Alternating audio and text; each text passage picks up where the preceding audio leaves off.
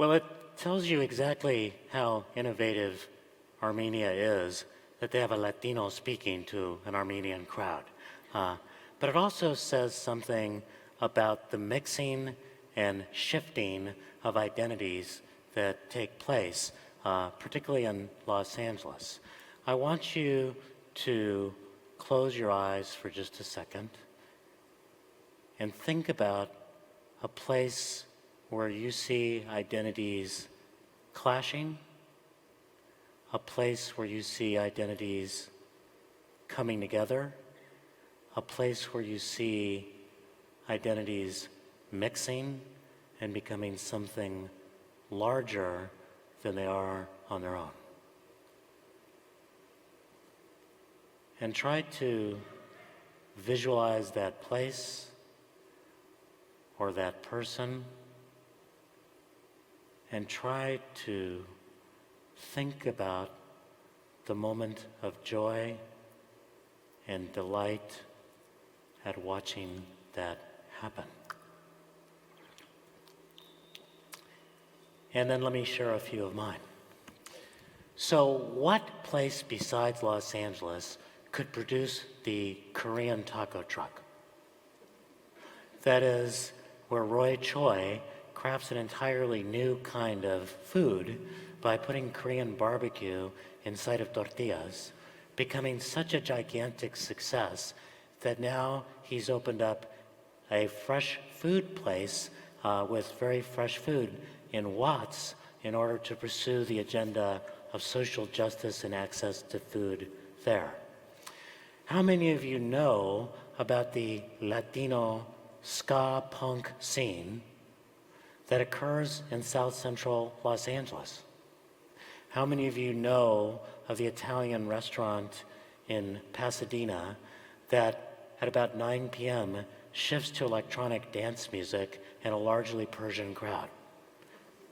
How many of you know about Rhyme Lowry, who is an African-American kid who grew up in Compton and then moved out to the Inland Empire, wound up living with a lot of young Mexicans, and fell in love with corrido music, and is now one of the stars of corrido music, singing under the name El Compa Negro.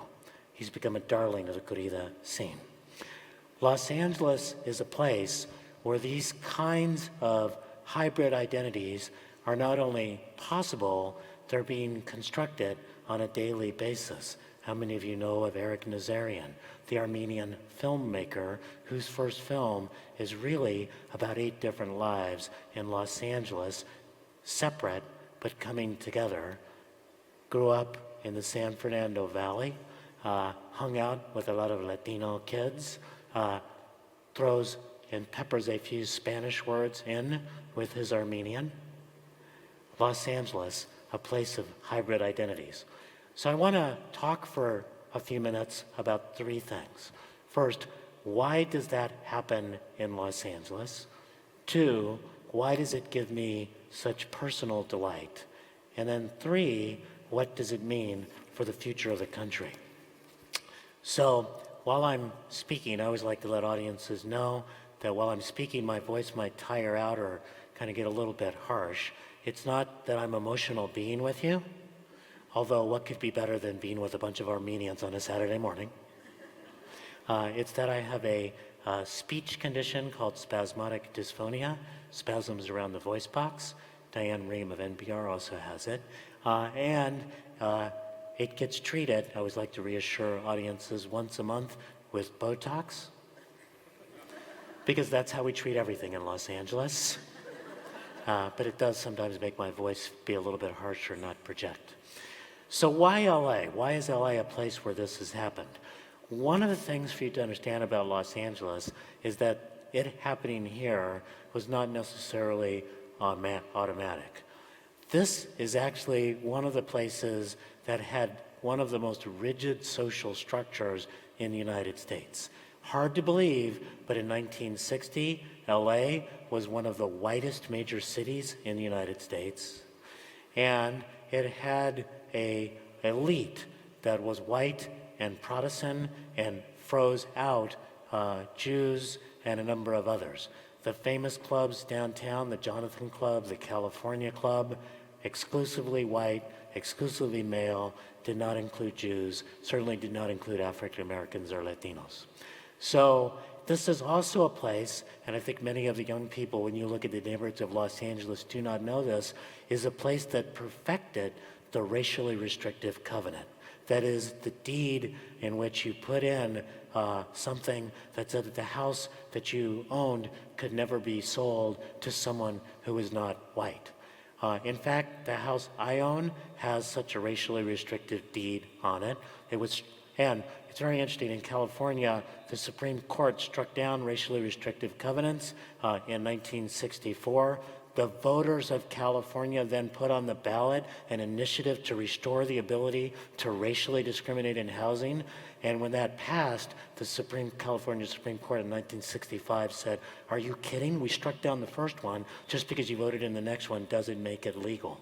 But I remember showing my son the deed on our house, and with tears in his eyes, he was 13 at the time, asking, "Dad, do we now need to leave rather than be able to live here?" So this is a place that really did perfect separation, not coming together, and did perfect erasure rather than agglomeration of identities. So what happened to change Los Angeles? In a word, the 1980s. In the 1980s, 1/4 of the immigrants coming into the United States came in through the county of Los Angeles.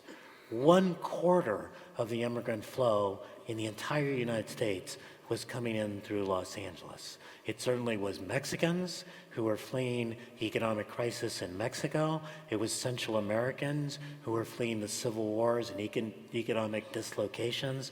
It was Armenians and others fleeing shifts going on in the Soviet Union.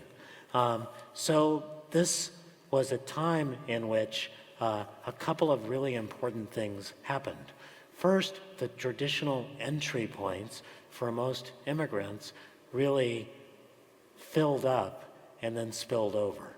Traditionally, Mexican immigrants, for example, would come in through East Los Angeles or through Pico Union, the Westlake area.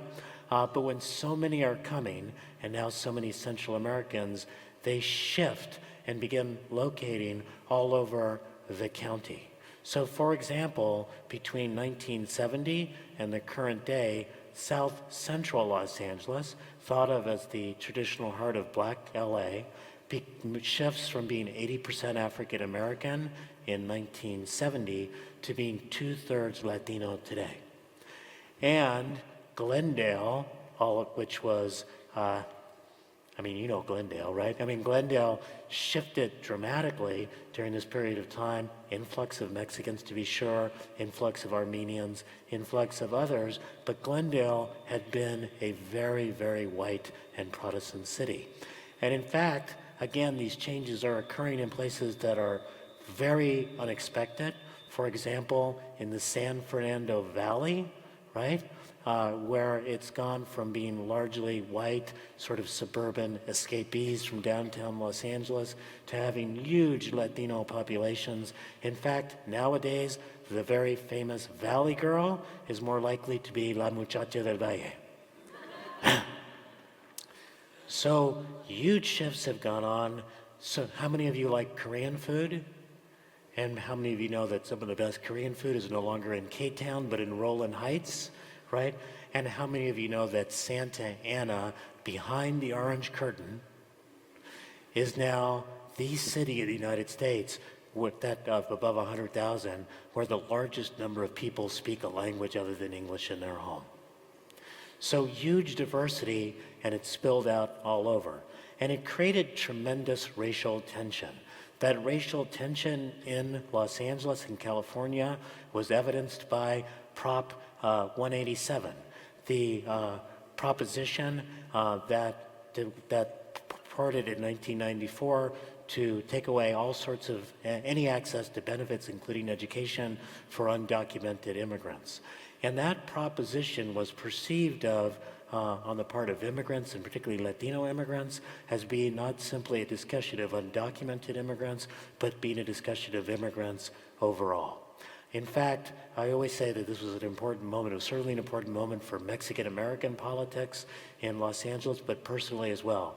My dad is Cuban, and Prop 187 made him declare himself Latino, because what it was perceived at was an attack not just on undocumented immigrants, but on all immigrants and on all Latinos. So what changed? I think two big things changed. One of my favorite books about this change is a book called Orange County by a guy called Gustavo Arellano.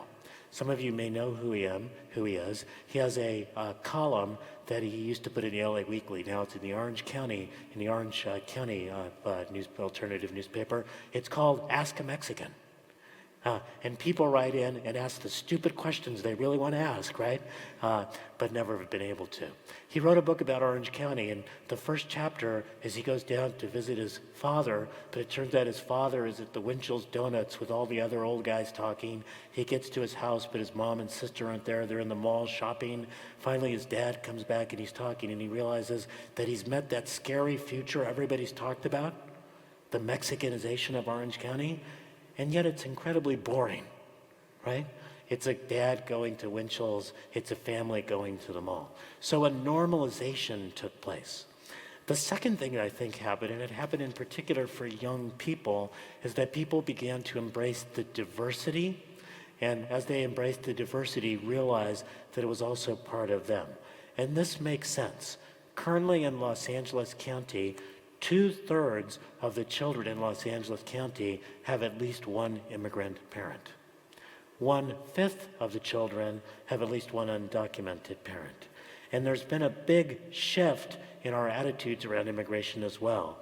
In 1994 in the United States, 63% of respondents perceived immigrants as a negative influence on the United States, and 31% perceived them as positive.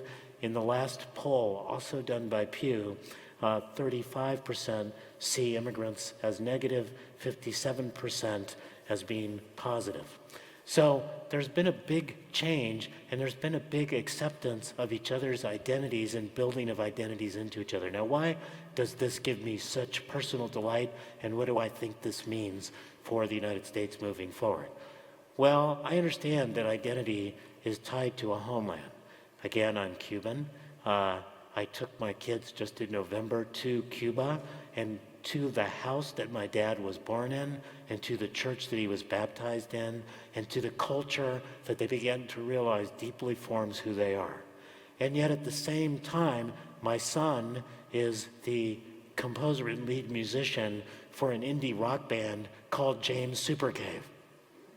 Hardly Latino, except for the fact that the lead guitarist is also a Costa Rican who loves rock music. So a borrowing and a hybridity.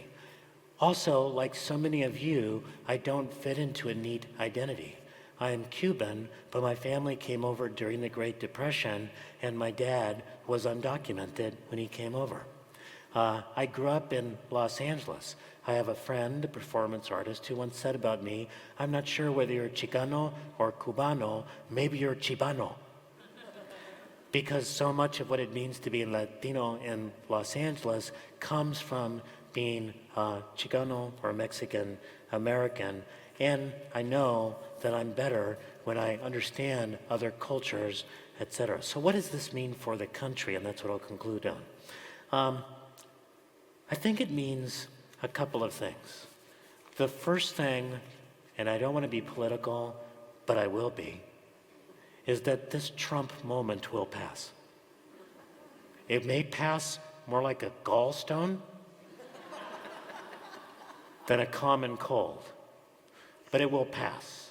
It will pass because it represents a gasp of the old, a trying to hang on to an old identity, make America great, rather than to understand how many kinds of Americans there can be. And it will pass because when you look at young people, they accept each other in a way that's very different and doesn't have as much fear as in the past. What I also think that this means is that we ourselves need to accept what the other speaker was saying, that there are many ways to be American, and there are many ways to be Armenian, and there are many ways to accept our identity. And who among you does not love a great taco, right? Does not understand that Kendrick Lamar is the poet of our generation? Who does not understand that we are better when we borrow from each other to make a big whole? So my last words are, for those of you, particularly the young, we need to shift our attitudes. We need, when we think about identities and communities coming together, or neighbor or different ethnic groups coming together, move from an image of colliding to an image of colluding for better change, more social justice, and more opportunity.